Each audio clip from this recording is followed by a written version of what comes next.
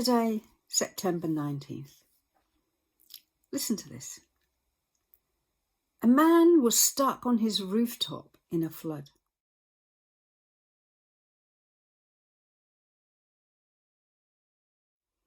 He was praying with all his might to God for help.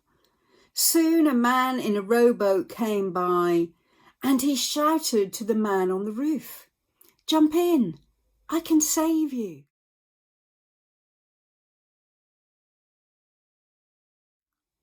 The stranded fellow shouted back, "No, it's okay. I am praying to God and He is going to save me."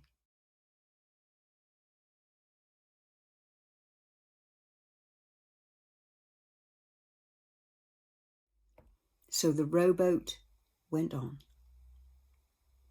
Then a motorboat came by.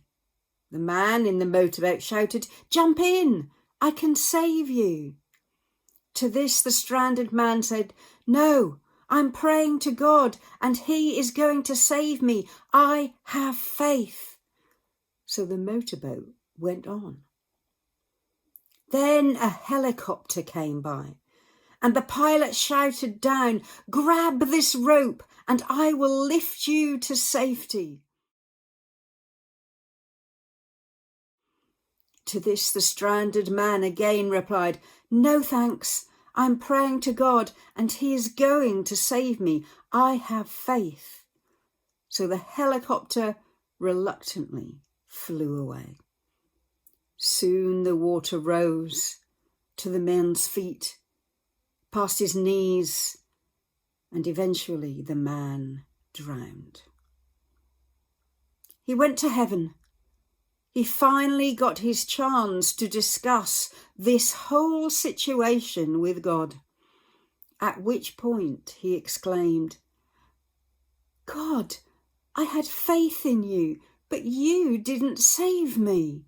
You let me drown. I don't understand why." To this God replied, "Look, I sent you a rowboat, I sent you a motorboat, and then I sent you a helicopter. What more did you want me to do?"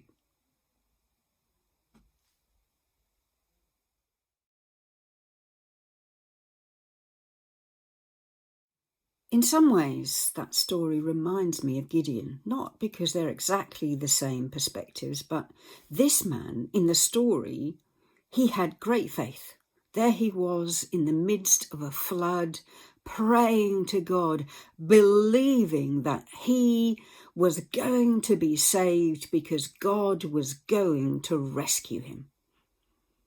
The trouble was, his view of how God was going to rescue him was very, very narrow. In contrast, it seems that if Gideon had cried out to God along with the people of Israel, they actually had a very uncertain and hazy view of how God was going to rescue them. So when God comes along and reveals his very specific plan, or at least the very specific person that he's going to use to rescue Israel, Gideon's not yet ready.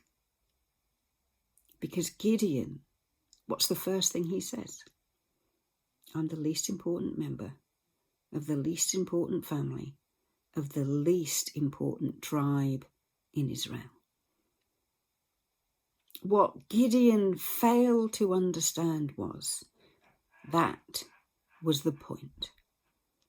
Just as all along God had chosen Israel as his people precisely because they were a small, insignificant nation, and it was only by their relationship with God could other nations see how much difference God made. So it was with Gideon.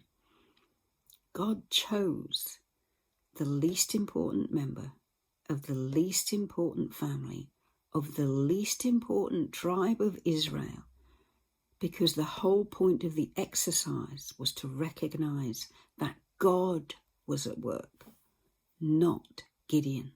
So next time you're feeling small, insignificant. Like you don't have the gift needed, like you don't have the best rhetoric, you don't have the greatest wisdom, you aren't the strongest Christian in your church. Just remember, sometimes that's exactly the kind of person God is looking for to prove the point that God is the one making the difference, not us. Our job is to allow him to do just that. I'll see you tomorrow. Bye.